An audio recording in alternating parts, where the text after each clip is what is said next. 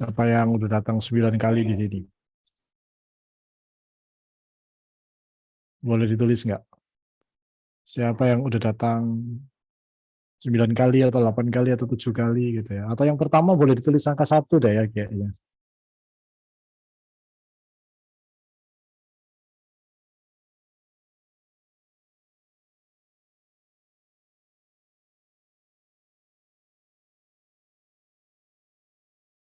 Wow, banyak nih ya.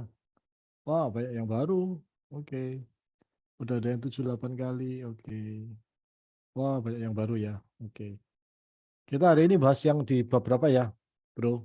Bab Roni ya. terakhir ya, sudah masuk penutupan. Penutupan ya judulnya ya. Betul, yang apa yang dilakukan setelah menabur, menentukan Iya, hasil iya, yang iya. terbaik. Mm-mm. Oke. Oh, banyak yang baru. Oke. Banyak yang baru. Oke. Oke, oke, oke, oke. Yes, oke teman-teman sekalian. Jadi eh, kita itu ini udah pertemuan yang ke-9 ya. Kita ini udah pertemuan ke-9 ya teman-teman sekalian. Selama ini kita tuh membahas buku saya yang judulnya Rahasia Mendidik Anak Agar Sukses Bahagia gitu. Dan kita udah bahas setiap babnya ya, dan sekarang ini adalah pertemuan yang ke-9. Kita akan membahas bab terakhir teman-teman sekalian. Jadi ini banyak yang baru ya di sini ya. Wih, ada yang 9 kali, Bu Silvi. Waduh. Ya, jadi kita akan membahas bagian yang penutupannya ya teman-teman sekalian ya. Tapi kalau boleh tahu dulu nih ya, ini kan ada 9 kali ya. Boleh sharing nggak sih Bu Silvi atau Bu Linawati nih ya, yang udah 7 8 kali, 9 kali, bahkan yang Bu Silvi. Boleh tahu nggak selama ini apa manfaat yang didapat, kemudian apa yang udah dipraktekin, boleh nggak sharing?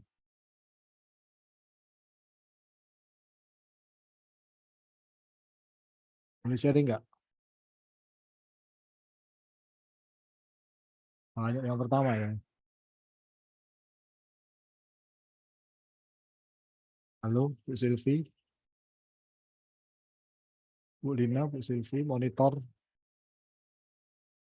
atau Bu Leonita, silakan kalau mau sharing. Apa sih dampaknya ya? Apa sih manfaatnya selama ini? Gitu. Jadi tahu selama ini salah bersikap. Termasuk dapat jawaban kenapa sekarang suami gak mau bantu-bantu lagi di rumah. Padahal dulu tahu, wah dapat jawabannya ya. Oke, sudah diterapin nggak Bu Silvi?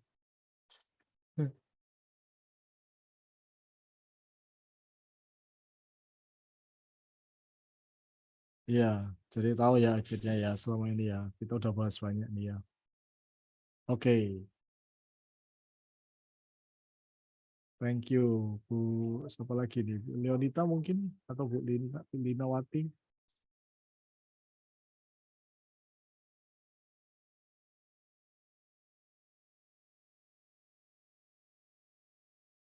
Iya sih, suami nggak mungkin langsung berubah dan langsung ya, ya, ya, ya, ya. Ya, nggak apa-apa. Yang penting udah ada perubahan dari Ibu gitu ya. Tinggal tunggu waktu aja sih nantinya ya. Seperti judul bab terakhir ini, apa yang dituai itu sesuai dengan apa yang ditabur gitu ya ceritanya ya. Jadi eh, memang perlu perlu menabur ya, kayak gitu ya Bu Sylvia. Gitu.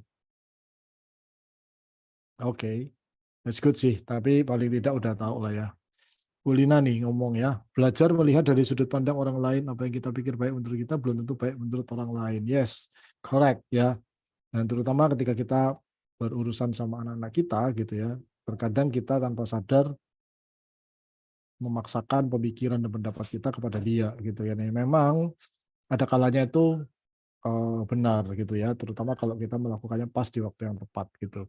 Tapi seiring dengan pertumbuhan anak, pertambahan usianya dia, itu kita pelan-pelan harus mulai sedikit demi sedikit menarik diri dan memberikan anak kita kesempatan untuk membuat keputusan, mengambil keputusan, kemudian menerima konsekuensi dari keputusan yang dia buat, gitu ya. Walaupun kita tahu bahwa itu mungkin salah, mungkin itu bisa mencelakakan dia, mungkin itu bisa membuat dia apa merasa nggak nyaman gitu kan ya.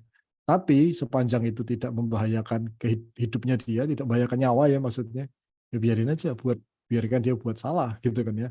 Toh kita dulu juga punya kebijaksanaan seperti hari ini ya karena kesalahan-kesalahan kita kan. Jadi kalau kesalahan-kesalahan itu berusaha dicegah kayak gitu ya dari anak-anak kita, ya dia nggak akan punya kebijaksanaan seperti yang kita alami mungkin gitu kan ya. Jadi ya sepanjang itu tidak membahayakan nyawanya dia, biarin aja, buat keputusan salah diperbaiki, salah lagi perbaiki lagi, salah lagi perbaiki lagi, nggak ada masalah gitu ya. Daripada kita semuanya siapin gitu kan, hidupnya dia nyaman banget ya, setelah itu dia nggak pernah buat keputusan, akhirnya nanti ya pada saat kita suatu hari nggak ada, ntar dia bingung gitu ya, kayak gitu sih. Begitulah. Oke, so thank you Bu Lina, Bu Silvi yang telah merespon. Oke. Bu Leonita nih, mendapatkan banyak ilmu bagaimana bahasa menjadi ortu yang baik dengan cara kita sebagai ortu berubah terlebih dahulu. Lebih memahami kebutuhan anak. Wow, mantap Bu Leonita. Keren. Oke. So, Bapak-Ibu sekalian, hari ini adalah penutupan dari pembahasan buku Rahasia Mendidik Anak Agar Sukses Bahagia. Jadi, saya infokan karena di sini banyak yang baru gitu ya. Saya ulangi dikit lagi gitu ya, bahwa buku Rahasia Mendidik Anak ini saya tulis berdasarkan pengalaman saya melakukan praktek konseling, kemudian praktek hipnoterapi dengan anak dan orang tua ya, mengatasi berbagai macam problem anak dan orang tua dari mulai anak-anak usia sekitar 6-7 tahun ya sampai anak remaja, sampai dewasa muda, bahkan sampai ke orang tuanya juga gitu ya. Ya akhirnya mereka menjadi sadar bahwa mereka adalah penyebab dari sebagian besar permasalahan anaknya sendiri sebenarnya. Pengalaman itu saya mulai dari sekitar tahun 2000, kemudian sampai sekitar tahun 2008, itu saya tuliskan dalam sebuah buku yang judulnya Rahasia Mendidik Anak Sukses dan Bahagia. Buku itu akhirnya terbit di 2009, setelah itu sudah mengalami cetak ulang, saya sudah nggak ingat berapa kali ya, dari 2009 itu sampai hari ini gitu ya. Nah, di buku itu benar-benar isinya pengalaman praktek saya melakukan terapi pada banyak klien itu tadi gitu ya. Harapannya adalah orang tua tidak melakukan kesalahan-kesalahan yang harusnya bisa dipelajari gitu kan ya. Jadi ada hal-hal yang bisa kita pelajari, ada hal-hal yang kita memang harus mengalaminya sendiri gitu kan.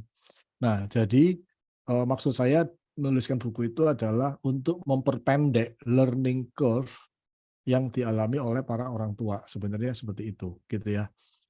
Kita nggak bisa menghilangkan learning curve-nya karena memang ada beberapa hal yang memang perlu kita alami supaya kita bisa tahu kenapanya gitu kan ya, supaya kita bisa punya kebijaksanaannya gitu. Tapi ada beberapa hal juga yang nggak perlu kita lewati gitu kan ya, ataupun kalau harus lewati itu ya jangan sampai mengalami kejadian yang parah gitu kan ya. Jadi itu tujuannya penulisan dari buku Rahasia Mendidik Anak Agar Sukses Bahagia itu. Paling tidak orang tua itu ngerti, punya ilmunya, dan paling tidak orang tua itu tahu mengapa dia melakukan itu, dan ketika dia misalkan kebablas, lepas kontrol, lepas kendali, paling tidak dia tahu bahwa, oh ini salah, dan dia tahu bagaimana memperbaikinya. Nah itu tujuannya itu sih, ya jadi bukan untuk menghilangkan kesalahan-kesalahan, menghilangkan itu kayaknya nggak bisa kayak begitu, gitu kan ya. Jadi itu membangun kesadaran iya, paling tidak orang tua itu sadar bahwa, wah ini salah dan dia tahu how to fix it, gitu. Ya kalau selama ini kan banyak orang tua yang bahkan salah aja dia nggak tahu gitu kan ya, salah aja nggak tahu gitu kan ya. Nah ini nih yang tadi ditulis oleh teman-teman tadi di sini ya, yang udah ikut 8 kali, 7 kali, ada yang 5 kali tadi gitu ya. Akhirnya yang tadinya nggak tahu kalau itu salah, sekarang jadi tahu gitu loh. Padahal itu mungkin udah berapa tahun ya kejadiannya ya gitu. Tapi baru tahunya setelah ngikutin kelas ini baru tahu, wah pantes ya ternyata selama ini salah gitu kan. Nah itu tuh yang dimaksud tujuan penulisan buku itu seperti itu ya Bapak Ibu sekalian. So jadi di bagian akhir dari buku itu saya juga menuliskan apa ya, berdasarkan apa yang sudah saya alami dengan para klien tadi gitu ya. Saya itu sampai bisa memetakan kalau anak mendapatkan perlakuan ini, maka nanti dewasanya dia akan punya mental block, dia akan punya pola pikir yang seperti kayak gini. Ya, nanti perilakunya akan kayak begini. Nah, itu di bagian-bagian akhir saya ditulisan itu, gitu ya. Jadi orang tua tahu bahwa ini loh hukum sebab akibatnya itu kayak gini gitu loh. Kalau diperlakukan begini itu sebagai sebab, nanti akibatnya di masa dewasa dia akan punya problem ini kayak gitu ya. Nah, sebaliknya ketika yang membaca buku itu adalah orang tua pun jadi bisa tahu mengapa mereka berperilaku seperti hari ini gitu. Nah, jadi tinggal dibalik aja kan ya. Oh, ternyata aku punya mental block ini. Wah, iya bener juga ya. Dulu aku diperlakukan begini nih di masa kecil. Dia bisa bisa apa trace back lagi gitu ya, ceritanya seperti kayak gitu. Jadi bisa dua arah. Orang tua jadi lebih paham tentang dirinya sendiri. Kenapa ya kok aku berperilaku seperti ini gitu ya. Dan orang tua bisa mengurangi kesalahan-kesalahan yang tidak perlu ketika dia mendidik anaknya gitu ya. Karena di situ saya udah kasih tahu tuh. Ini kalau anak diperlakuin begini, nanti dewasanya begini nih gitu. Itu sudah ada tuh gitu ya sebab akibatnya. Nah, thank you Bro Tony. Ini udah dikasih link rekaman-rekaman sesi-sesi sebelumnya. Thank you. Jadi itu linknya itu rekaman sesi 1 sampai 8 ya, Bro Tony? Ya, betul, Bener lengkap ya? semua di situ. Wah, lengkap ya, lengkap kap ya, lengkap pol gitu ya, Bro Tony. Thank you udah dikasih. Teman-teman yang baru pertama kali itu Bro Tony sangat baik hati dikasih link rekamannya dari sesi pertama sampai sesi ke-8 kita membahas banyak banget teman-temannya itu sangat banyak ya. Kita udah bahas banyak banget di sana. Jadi silakan dipelajari. Oke, saya yakin sih itu pasti berguna banget ya kayak gitu ya. Nah, sekarang saya mau sharing aja sebagai penutup dari bagian hari ini gitu ya bahwa segala sesuatu itu terjadi pasti ada sebabnya. Tidak ada sebuah akibat yang terjadi tanpa sebab. Kan gitu ya, teman-teman sekalian. Benar nggak sih? Ya. Nah, jadi kalau Anda sekarang melihat perilaku anak Anda hari ini, itu adalah sebuah akibat. Sebuah akibat dari apa? Dari apa yang tanpa sadar kita lakukan dan perkatakan kepada mereka di masa-masa sebelum ini. Gitu ya ceritanya ya. So, jadi saya bisa pakai whiteboard nggak sih ini, Bro Tony? Bisa, bisa. Bisa ya? Ya, ya, ya, oke. Jadi gini Bapak Ibu sekalian, ya yang saya mau memperjelasnya dengan menggunakan gambar, gitu ya. Jadi kita ini kan semuanya terikat dengan hukum sebab akibat, gitu ya. Ini sebab, ini akibat, kan gitu ya. Jadi kalau misalkan kita melakukan tindakan A, maka si anak merespon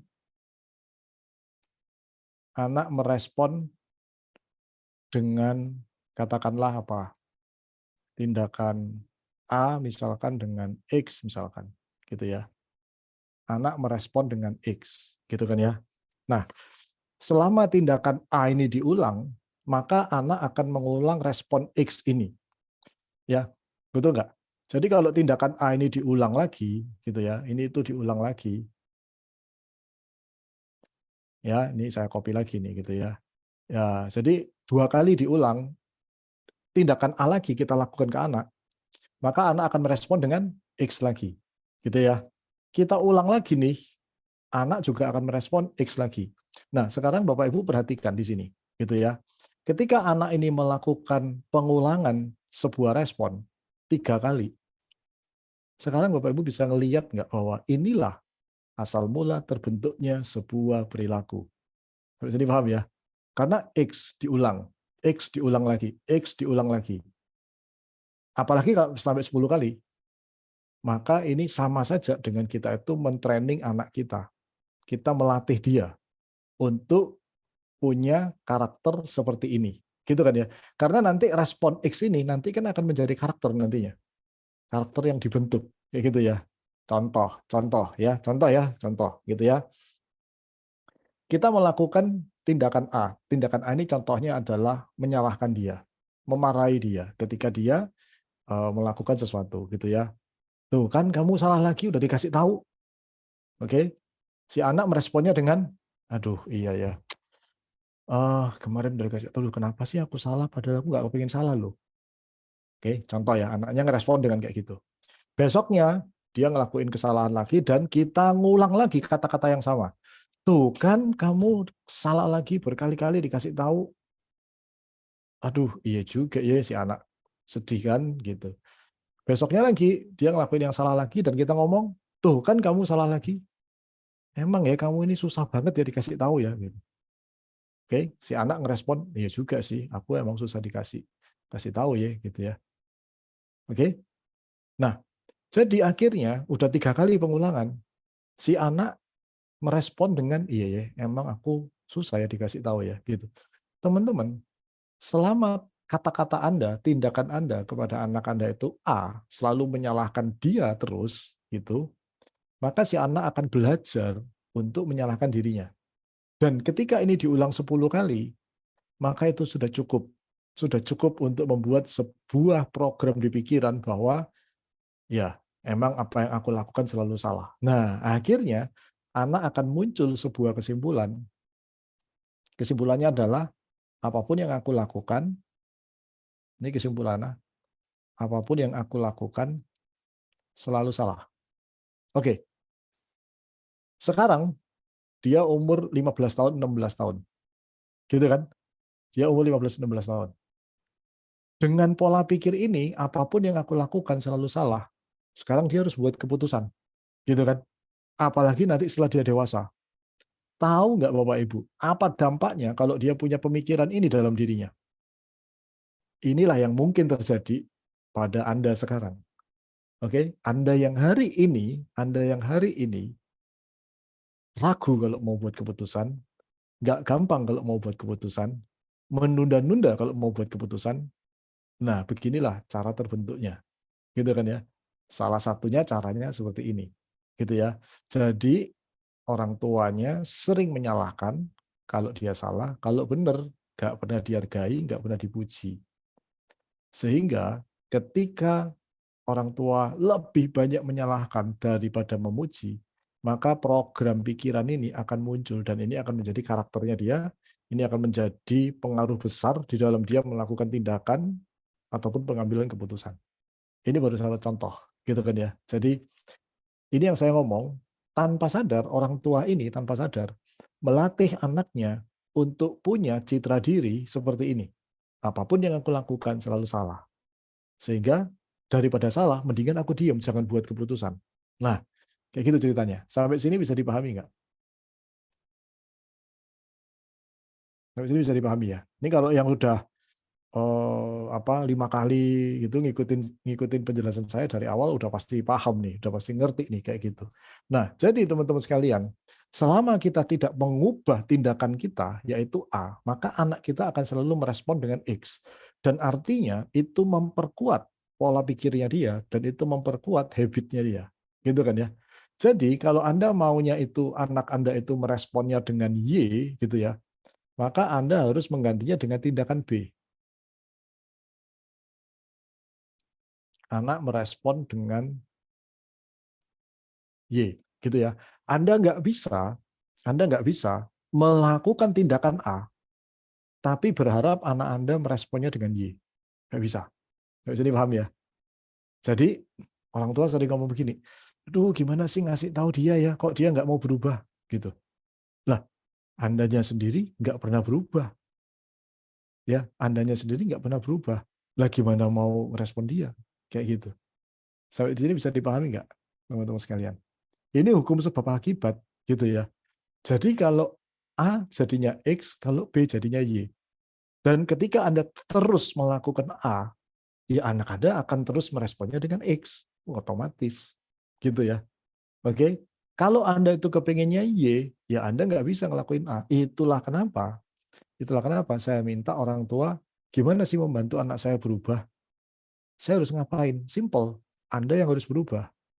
Ketika Anda melakukan tindakan B, maka anak Anda akan meresponnya dengan berbeda, dengan Y. Dan ketika ini Anda ulang, maka si anak akan mengembangkan respon Y ini berulang kali sehingga ini menjadi bagian dari dirinya nantinya. Sampai sini bisa dipahami ya? Cukup jelas nggak, Bapak Ibu sekalian? Ini hukum dasar sih sebenarnya, hukum sebab akibat, tapi seringkali orang tua nggak nyadar, nggak paham, sehingga dia itu berharap gimana ya ngubah anak saya gitu ya. Ada orang tua yang datang ke saya, Pak Haris, tolong dong anak saya dihipnotis supaya berubah gitu ya. Contoh yang paling sering main game misalkan. Ya, tolong dong anak saya dihipnotis supaya nggak main game lagi. Terus ibu maunya apa? Ya supaya dia suka belajar. Nah, saya ngomong nggak bisa. Loh, kok nggak bisa? Bukannya kalau dihipnotis orangnya bisa nurut ya?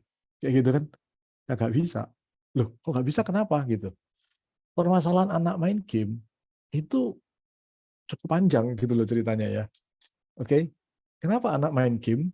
Ya karena dia kesepian. Iya kan? Karena dia nggak punya kesibukan yang lain.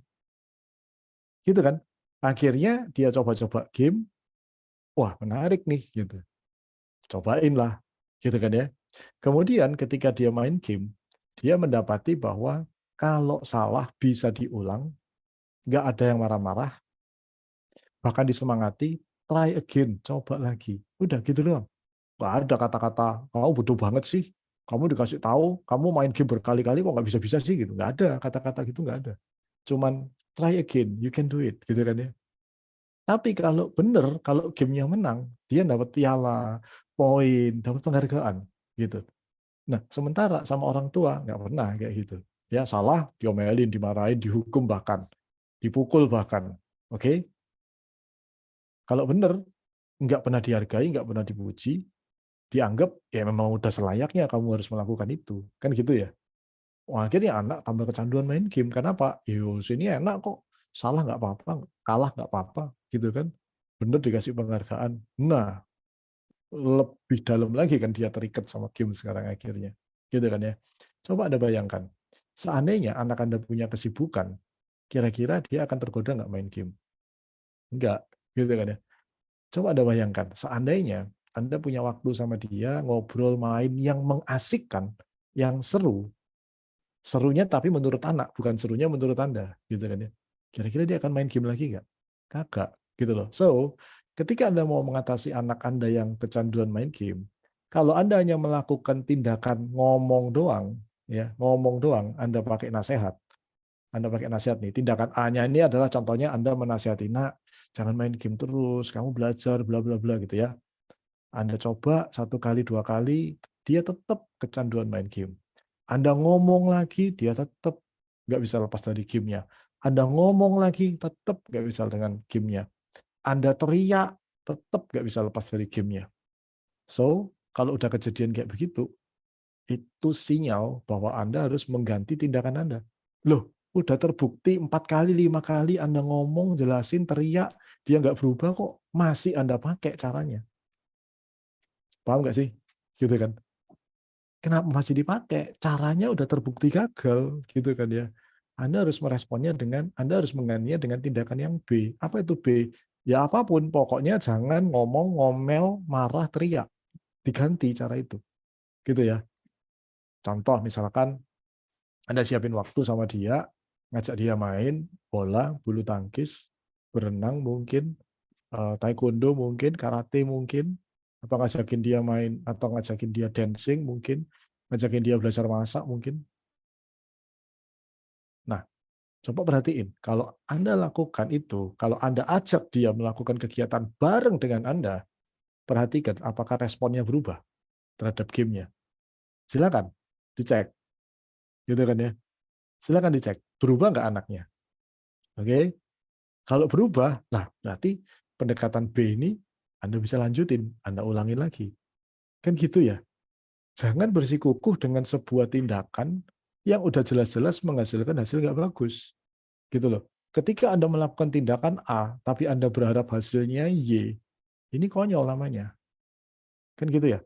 Anda melakukan tindakan A yang sama, tapi Anda berharap anaknya ngerespon Y. Impossible. Sampai sini jelas ya Bapak Ibu sekalian. Ya, so ini adalah bagian penutup hari ini gitu kan ya. Jadi inilah yang disebut dengan hukum tabur tuai Bapak Ibu sekalian, gitu ya. Saya ngomong sama orang tua yang komplain seperti kayak begini. Orang tua ini mengeluh, aduh Pak Haris, gimana ya anak saya yang nomor 2 ini susah banget dikasih tahu.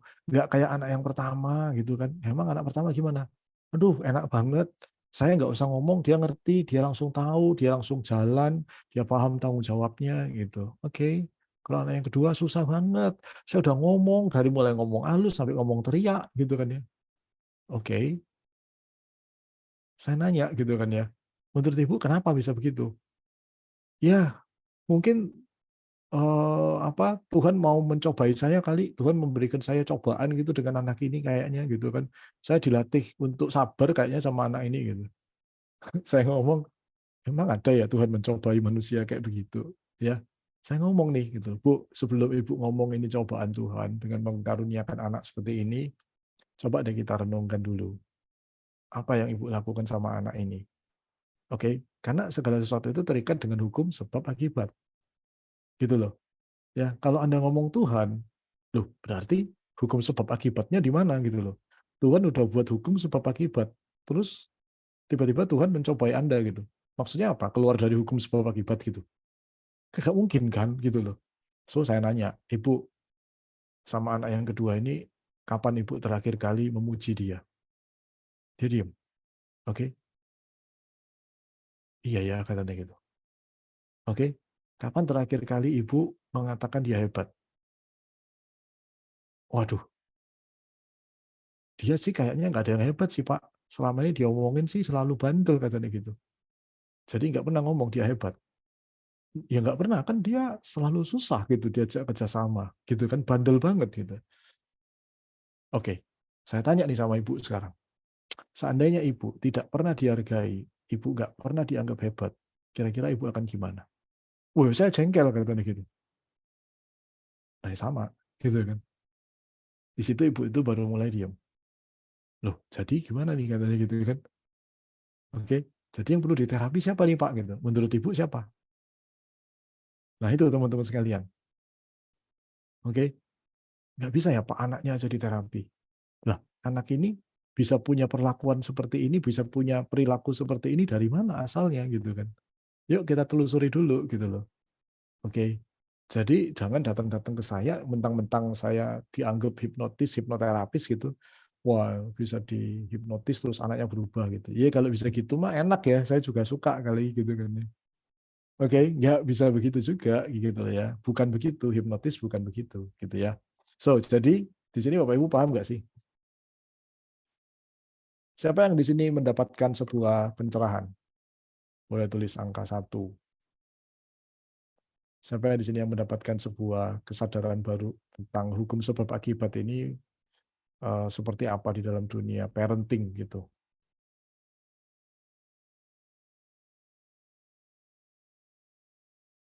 Seringkali saya tuh mendapatkan keluhan-keluhan dari orang tua, aduh susah banget sih ngajarin anak saya gitu kan ya. Oke, ya padahal dia nggak pernah mengganti pendekatannya, tindakannya selalu sama. Aduh susah banget sih ngasih tahu anak saya gitu. Iya, kalau udah tahu susah kenapa nggak diganti ya? Paham nggak sih teman-teman? Oke, kalau Anda udah tahu itu susah, ngasih tahu dia, dia nggak pernah berubah, terus kenapa nggak diganti gitu caranya? Oke, kenapa pendekatannya nggak diganti gitu loh? Udah jelas-jelas cara itu tidak berhasil, lah kok masih diterusin? Kan gitu ya. Oke, sampai sini cukup paham nggak sih? Ya, wah anak saya itu selalu apa ya, nggak tahu tanggung jawabnya sendiri. Bahkan dia barang-barangnya sendiri aja nggak concern gitu kan ya. Bisa lupa lah, ketinggalan lah, kayak gitu. Oke, suatu hari itu orang tua ngomong sama saya nanya, Ibu pernah ngelatih dia nggak untuk peduli sama barang-barangnya dia? Oh iya, saya kasih tahu.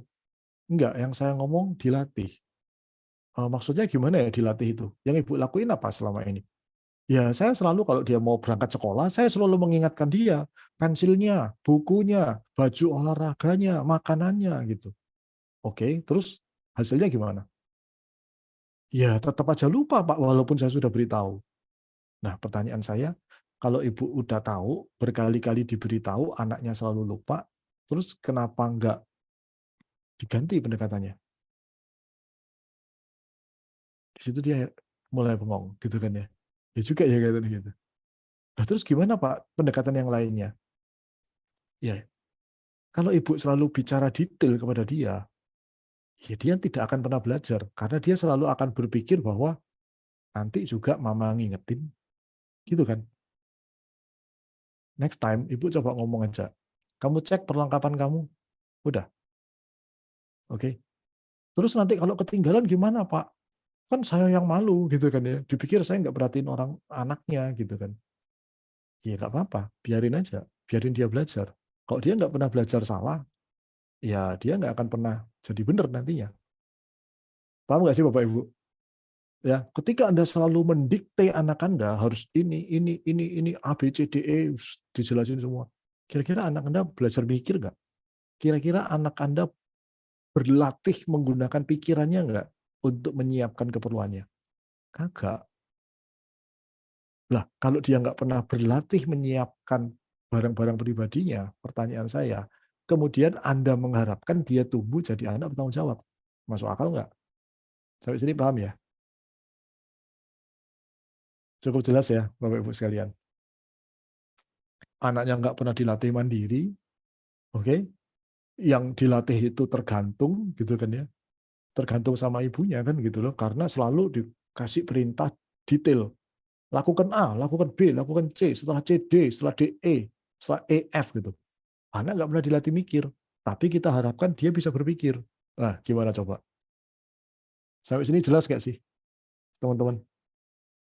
Ya, jadi ingat ya rumus itu gitu kan ya. Jadi sebab akibat itu perlu dipahami banget, gitu ya. Gitu. Oke, ini ada pertanyaan nih. Pak, izin tanya, kalau kita yang jadi korban ortu, waduh, caranya gimana? Wah, waduh. Kalau kitanya yang jadi korban, ya ini nih ya. Ini mah harus sesi terapi ya kalau udah kayak begini ya untuk diperbaiki ya Bu Leonita ya gitu.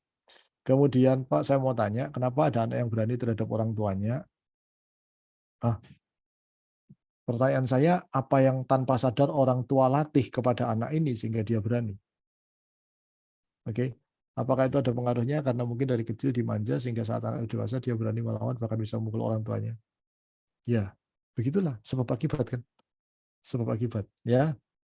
Kalau anak udah usia 28 salah asuhan, apakah bisa diperbaiki? Bisa, sebanget. Klien saya kan banyak yang umur 30, 40, 50 gitu ya. Bahkan yang umur 60 aja ada klien saya.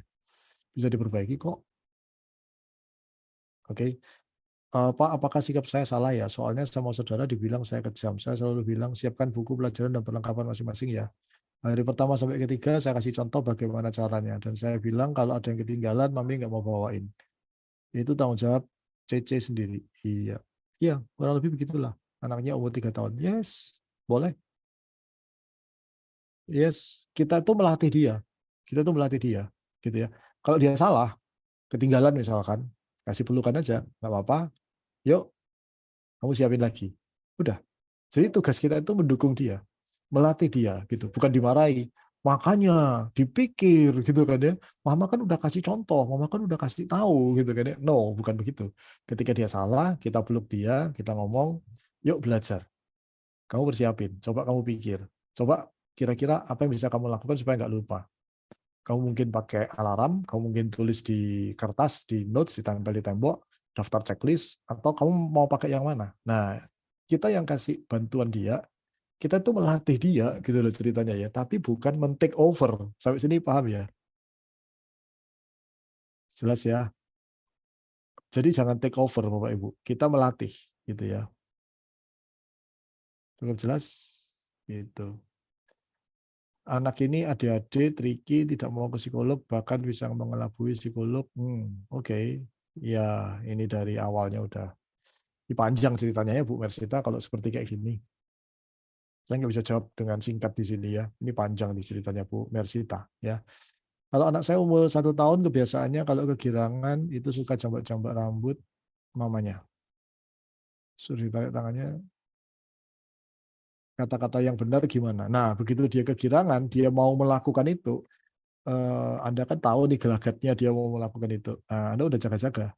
gitu kan ya. Misalkan dengan berdiri, misalkan sehingga dia bisa menjangkau rambut Anda, misalkan dia dikasih bola, misalkan supaya dia punya penyalurannya di bola atau mungkin di benda yang lain, gitu kan ya. Nah, kurang lebih kayak gitu. Kalau 1 tahun mah masih bisa dibentuk sih, gitu ya. Tidak semua anak yang hobi game disebabkan ortu ngomel. Iya, tapi mungkin anaknya kesepian, gitu kan ya. Anaknya kesepian karena ortunya sibuk sendiri, gitu. Akhirnya anak main game, gitu. Coba kalau Anda punya waktu dengan anak, melakukan kegiatan yang asik sama anak bareng-bareng. Kira-kira dia akan sempat nyentuh game nggak? Kalau dia nggak sempat nyentuh game, kira-kira akan kecanduan game nggak? Nah itu, oke, ya. Kalau Anda bisa membuat sesuatu yang menarik dengan anak Anda, lebih menarik daripada game, walaupun teman-temannya ngomongin main game, dia nggak akan tertarik. Paham nggak, Bu Santi? So, memang bukan karena ortunya ngomel, bener bisa gitu. Tapi bisa jadi karena ortunya sibuk, anaknya kemudian nggak tahu harus kegiatannya apa, anaknya ngambil game. Apalagi kalau orang tuanya ngasih gadget sengaja, nih kamu lihat gadget aja, mami lagi sibuk, papi lagi sibuk. Ya udah, gitu kan terjadilah, gitu kan ya.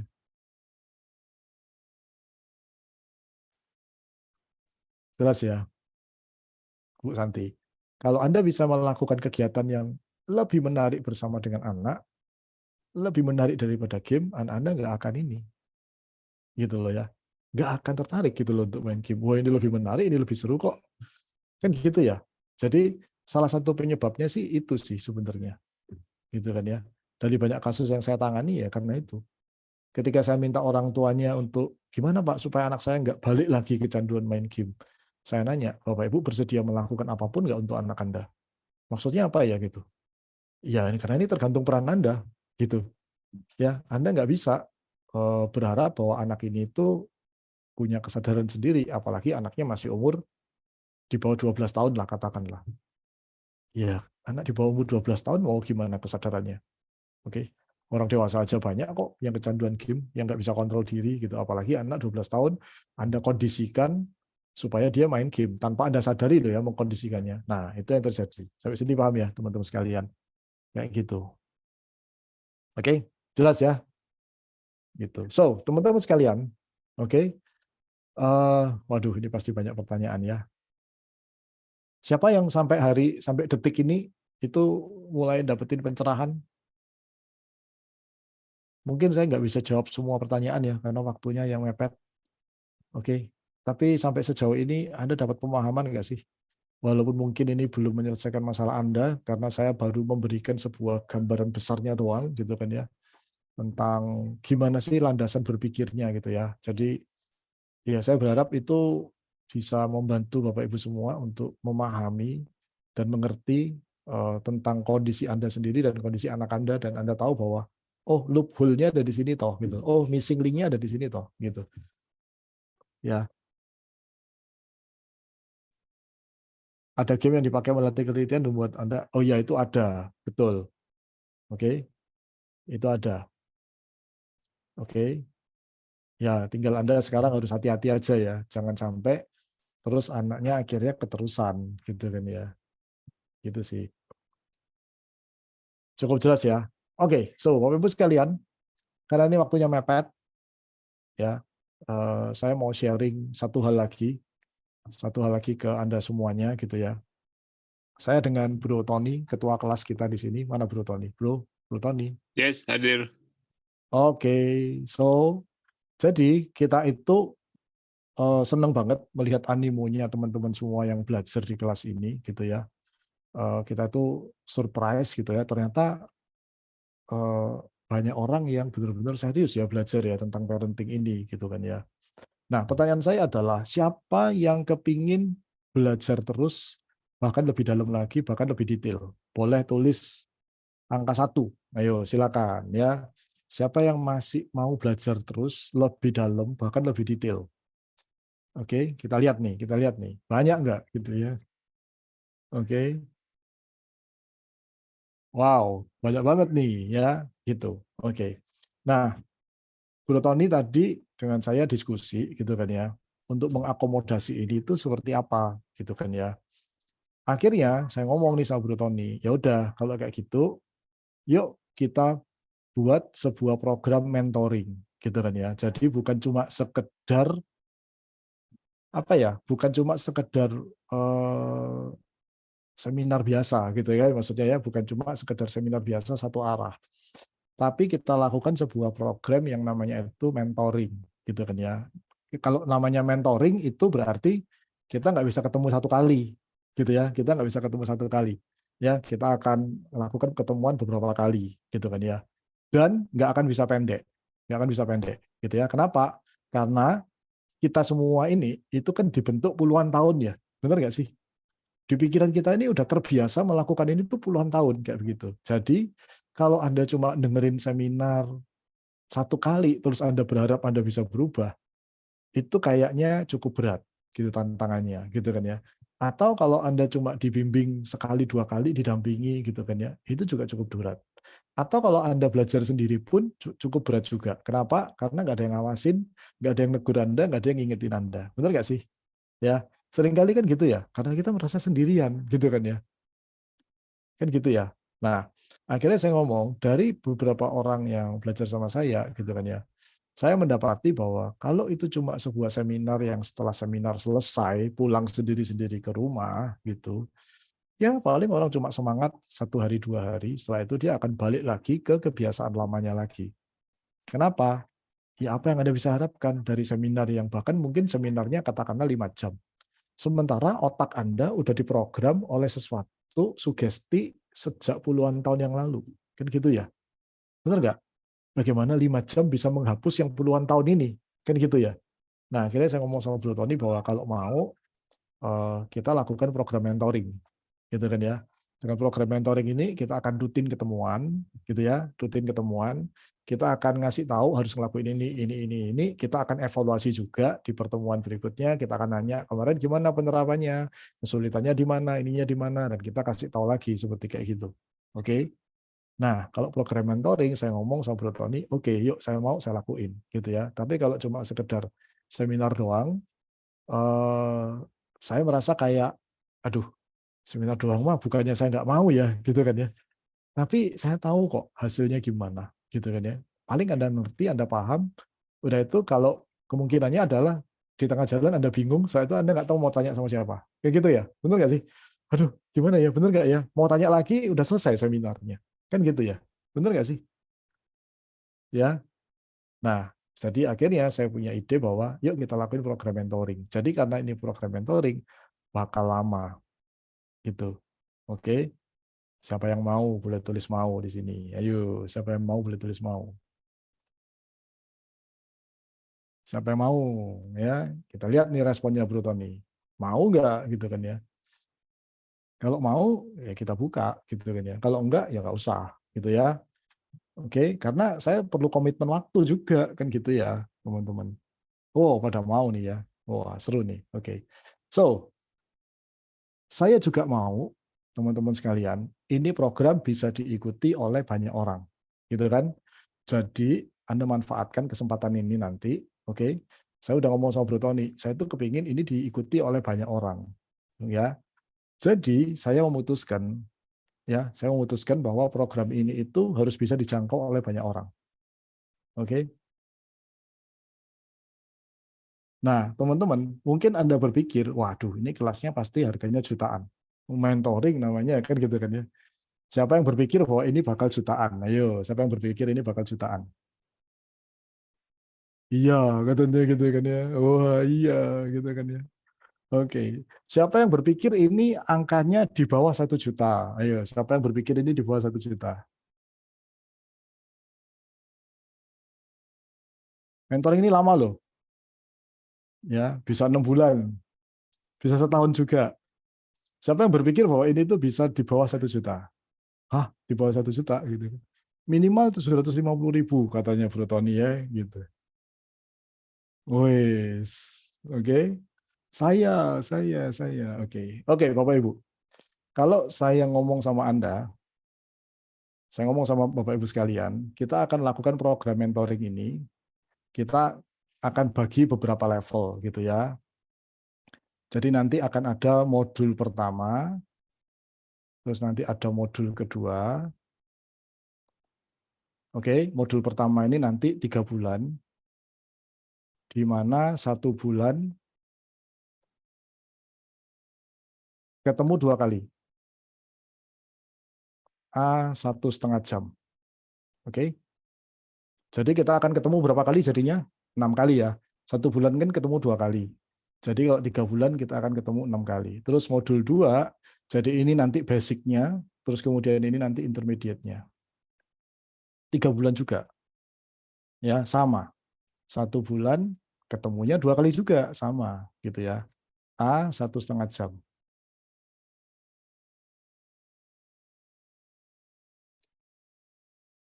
Oke, sama. Ya. Ini modul 2. Jadi ini totalnya 6 bulan. Gitu ya, Bapak sekalian ya. Oke. Nah, ini yang akan kita lakukan gitu ya. Nanti ini di modul 1 ini kita bicara tentang basic-basicnya, tentang cara berpikirnya harusnya seperti apa. Kemudian Anda akan melatih diri Anda akan report setiap kali Anda ketemu, kesulitannya di mana, tantangannya di mana. Saya akan kasih tahu nanti ada banyak kayak gimana caranya gitu ya. Di modul 2 kita mulai akan belajar tentang bagaimana Anda mulai mentreatment anak-anak Anda nantinya. Terus nanti di modul ketiga dan keempat, itu modul lanjutannya, gimana Anda mengajar, memuji dia dengan menegur dia dengan tanpa merusak harga dirinya, gimana Anda melatih dia supaya dia punya blueprint di masa depan, itu nanti di modul 3 4 ya. Terus gimana Anda menerapkan prinsip-prinsip keuangan yang benar ke anak Anda, itu nanti di modul 3 dan 4 gitu ya. Nah, kita ngomong dulu modul 1 dan modul 2 deh, gitu kan ya. Oke, siapa di sini yang berpikir bahwa wah ini mah pasti jutaan gitu kan ya, atau ini paling enggak 750.000 deh katanya Bro Tony kayak gitu ya, bener nggak? Ya, oke. Mentoring untuk ortu belajar ya Bu Mersita ya, belajar ya ini ya. Tapi nanti di modul ketiga dan keempat itu juga ada tingkat lanjutnya ya. Itu nanti saya juga rencana akan memberikan satu teknik pada para ortu untuk bisa menyembuhkan dirinya sendiri. Nanti itu ada di modul ketiga dan keempat nantinya. Tapi modul 1 dan 2 itu paling tidak basic-nya itu orang tua harus tahu dulu, harus praktek, harus latihan. Ya,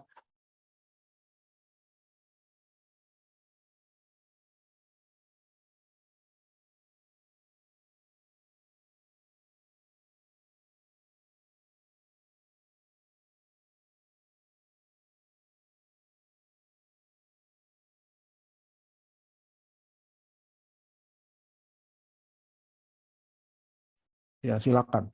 Tapi kalau Anda, aduh males lah, nggak sempet lah, sibuk lah. Oke, ini mungkin bukan untuk Anda hari ini. Ya, mungkin next time Anda mungkin cocok gitu ya. Nah, teman-teman, saya kepingin tadi saya ngomong bahwa saya ingin ini bisa diikuti lebih banyak orang. Gitu kan ya. Oke. Siapa yang di sini berpikir online ya, ini akan online by Zoom ya, gitu.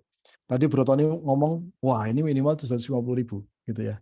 Nah, teman-teman, kalau saya ngomong sama Anda bahwa Anda setiap pertemuan ini, di setiap pertemuan ini, saya ngomong sama Anda, ini kan ketemunya berapa? 6 kali kan berarti ya, 6 kali pertemuan. Di setiap pertemuan ini, Anda bayarnya sukarela gimana? Siapa yang mau?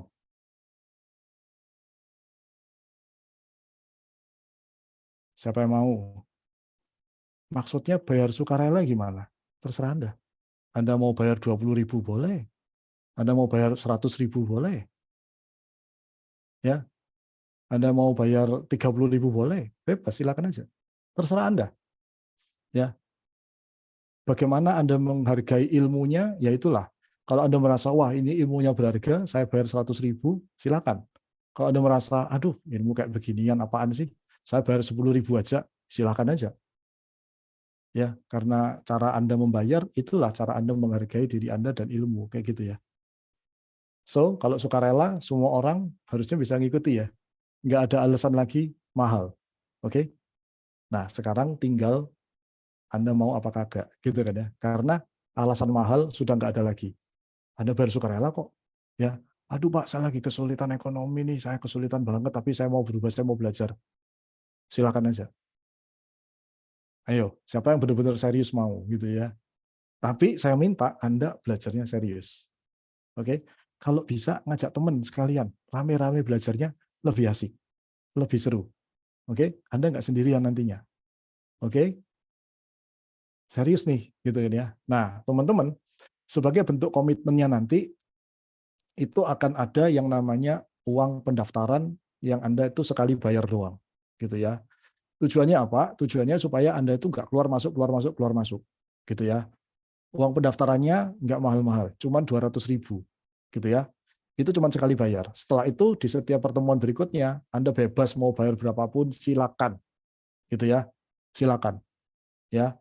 Uang pendaftaran akan kami gunakan untuk biaya langganan Zoom-nya, kami gunakan untuk administrasinya, ya. Ada tim yang kita harus bayar, yang kita harus gaji, gitu kan ya, untuk mengarrange ini dan itu, gitu kan ya. Saya perlu nyiapin bahan, saya perlu orang desain untuk mendesain bahan-bahan saya mungkin, gitu ya, dan banyak hal kayak begitu ya. Nah, selebihnya silakan Anda bayar sukarela. Oke? Siapa yang serius benar-benar mau, kita akan buka pendaftaran hanya di malam ini aja. Boleh ketik angka 1. Oke? Boleh ketik angka 1. Siapa yang benar-benar serius mau. Nah, oke. Paham ya? Zoom-nya sebulan 2 kali. Betul. Zoom-nya sebulan 2 kali. Oke? Cius ya ini ya. Harinya nanti kita akan tentuin ya. Kemungkinan besar sih malam ya. Harinya kita akan tentuin karena jadwal saya juga padat. Oke? Kalau Anda nggak hadir, tapi Anda tetap bayar iurannya per kali datang, terserah gitu ya, Anda akan dapat rekamannya. Kalau nanti Anda lupa bayar, Anda nggak hadir, lupa bayar, ya udah, Anda kalau mau ikut lagi harus bayar pendaftaran. Paham ya maksudnya ya? Paham ya? Oke, jadi saya mau kita semua komitmen. Kalau udah kita tentuin harinya, yuk kita siapin waktunya. Nanti kita akan mulai bulan Juli, gitu ya. Boleh izin terlebih dulu, boleh, gitu kan ya. Nanti kalau Anda mau dapat rekamannya, ya Anda kasih iuran sukarelanya. Gitu aja sih. Saya belum punya anak, tapi merasa akan jadi ortu yang boleh ikut. Oh iya, boleh, boleh silakan. Wah, ini malah bagus kalau belum punya anak ya. Kalau belum punya anak mau belajar, mau malah bagus banget. Sangat bagus. Ya, oke. Sampai sini, teman-teman oke ya? Jelas ya? Oke. Kontak personnya kemana? Ke Bro Tony. Silakan, ketua kelas.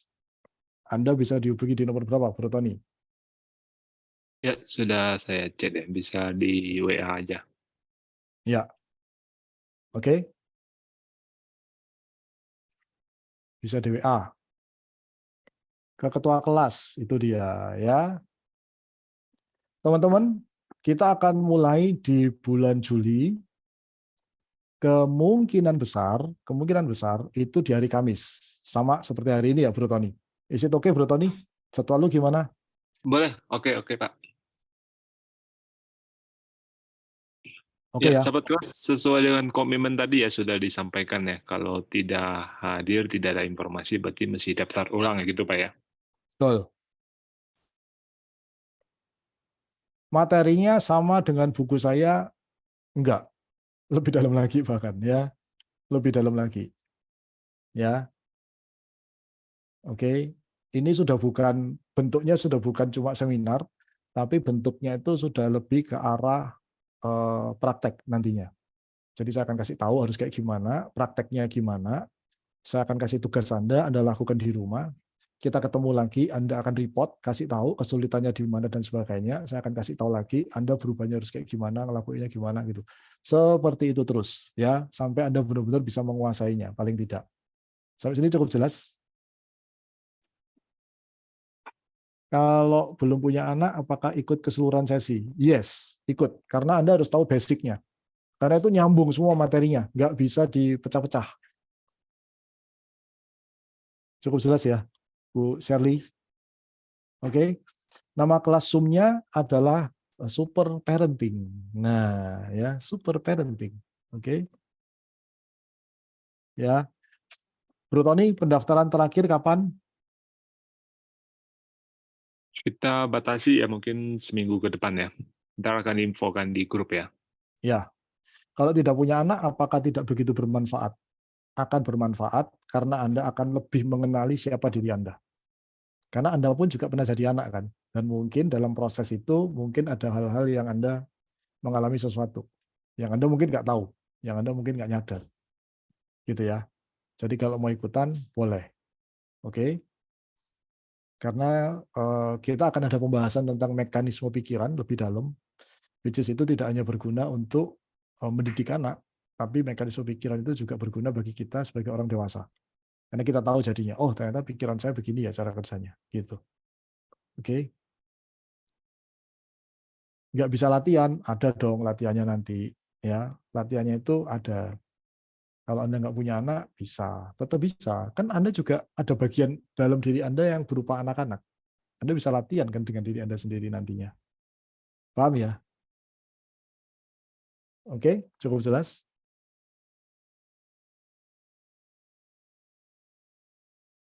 Oke, jadi saya ulangin, ya. Sebagai bentuk komitmen, itu Anda akan kena biaya pendaftaran 200.000 satu kali bayar di modul 1 dan modul 2 nantinya. Cukup jelas. Nanti Bro Tony akan menjelaskannya dengan tulisan terperinci ya, Bro Tony. Kemudian di setiap kehadiran itu ada iuran sukarela. Terserah Anda mau ngasih berapa, terserah. Kayak gitu. Oke? Uang komitmen itu supaya Anda itu nggak keluar masuk, keluar masuk, keluar masuk. Kayak begitu. Sampai sini paham ya? Gitu. Jadi ketika Anda nanti sudah bayar iuran, tapi Anda nggak bisa datang, Anda akan dapat rekaman Zoom-nya. Gitu. Tapi kalau Anda lupa datang, lupa bayar iuran sukarelanya, ya berarti hangus. Gitu ya. Oke? Ya berarti hangus. Kalau Anda mau ikut kelas lagi, ya Anda harus bayar biaya pendaftarannya. Cukup jelas? Info lengkap nanti di WA Group, nomor rekening dan sebagainya nanti sama Bro Tony ya. Oke? Untuk modul 3 dan modul 4, itu akan ada pembayaran uang komitmen lagi, 200.000 lagi. Untuk modul 3 dan modul 4. Sampai sini paham? Cukup jelas ya? Oke. Saya pikir cukup jelas. Dan teman-teman, kita akan batasi kelas ini, ya, kita akan batasi kelas ini. Teman-teman silakan daftar secepat-cepatnya. Gitu ya. 1 minggu setelah ini kita akan tutup pendaftarannya. Oke? Jadi kalau mau ngajak teman, cepetan ngajak teman. Ya.